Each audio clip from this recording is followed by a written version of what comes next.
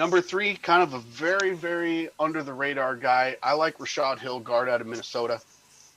He was a depth piece in Minnesota. He only played about 125 snaps in 2020, but he was graded out at a 72.4 on PFF.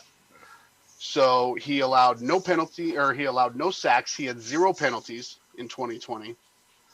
It's a small sample size, but still 125 snaps when you're not used to being in there every single play. I absolutely love that fact that no sacks, no penalties. And these guys, no injury history either. Okwara the same way. No real injury history to speak of. So I know Chapo was in the comments talking about how Joe Douglas likes low injury type players. Yes. I love Rashod Hill for that. Let him come onto this team. You can get him for $2-3 million. Give him a 1-year prove-it deal for $2 or $3 million. Let him fight for a spot. If he's a depth piece, then he's a solid depth piece, as he's proved in Minnesota. Now, the moment you guys have been waiting for, my wide receiver pick of the 2021 free agency. I'm going to hit you guys. I am going to hit you guys with Corey Davis, wide receiver out of Tennessee. Wow. Interesting. The reason I am hitting you with Corey Davis, he's just coming off his rookie contract. He's 26 years old, going to be 27. He played 76% of the offensive snaps for Tennessee, came out with 984 yards receiving, 5 touchdowns. His yards per catch is 15.1 yards per catch. He's averaging 70.29 yards per game. And this is on an offense that was dramatically dependent on Derrick Henry. This was not a passing team. This was a Derrick Henry offense in Tennessee. And he still was able to do that. He is a hands receiver. He attacks the ball. He doesn't allow the ball to come into his frame. He is one of the best route runners in 2017 when he came out. Coming out of college, he was one of the best route runners. He has a very explosive first step, even though he's right at about a 4.43 to a 4.45 runner.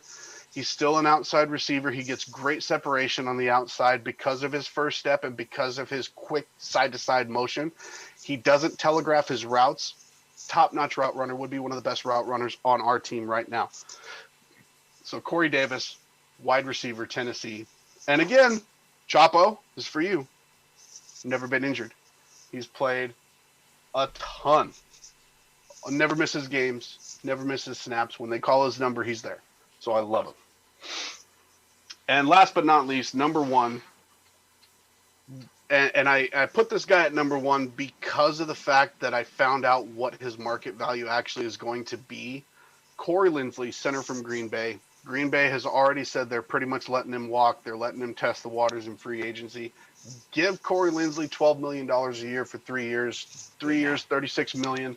Do it now. He had 0 penalties. He allowed 1 sack in 2020. Get this, guys. He's played over 90% of his career snaps in Green Bay. No injury history to speak of. He understands what the defense is showing him. That is our quarterback for the offense. I also think that we're going to go another interior offensive lineman, whether it's like a Creed Humphrey or a Wyatt Davis. But Corey Linsley, being able to teach these young kids what to do on the offensive line, I think that with him leading the pack and with him sharing his knowledge, even with the roster on the O-line that we have now, I think they go from a mid-20s offensive line to a top 15 offensive line with Corey Linsley running the show out there. And just, you talk about Joe Douglas getting the reins for the team overall.